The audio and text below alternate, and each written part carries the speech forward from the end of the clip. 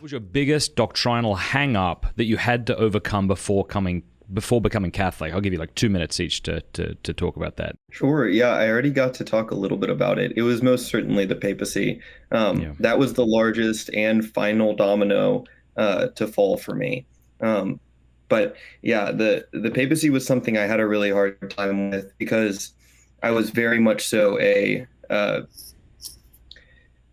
only the priesthood of believers, that we don't need anyone else on earth to reach God. It's all internal. And I would cite scripture verses of when you pray, go in your room and lock the door and pray to your God who's in heaven. And yeah, like it was just so difficult for me to accept the possibility of it was really a pride and a very American disposition. Because here in America, it's very much so. I think we probably have a more prolific difficulty with the sin of ungodly self-reliance than most other countries, and that's a opinion, but it's definitely something that we struggle with as Americans, and myself included. It was kind of the essence of who I was, and so accepting any kind of leadership was very, very hard.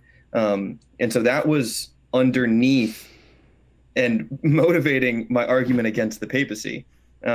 Realizing that and how that's just a terrible argument against the papacy because that's just my own issues with leadership, then yeah, it was a pretty swift domino to fall after I understood the foreshadowing of the institution of the priesthood in the Old Testament in Exodus with the priesthood of Aaron. And then after I understood what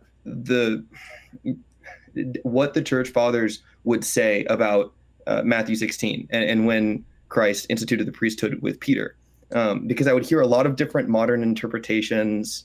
The whole bit about, oh, well, if you go back in the Greek, I love it when people say that always, everyone's a Greek scholar nowadays. People will say, oh, if you go back in the Greek, it means small rock, not big cliff, and yada yada. I'm not sure if you've heard that argument. Yes, but, of course.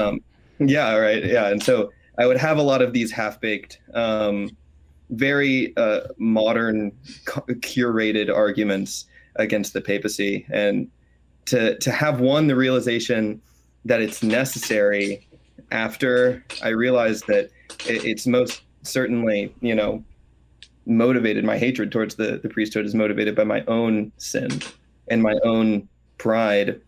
It was a quick it was a heavy domino to fall, but it was a quick one to fall.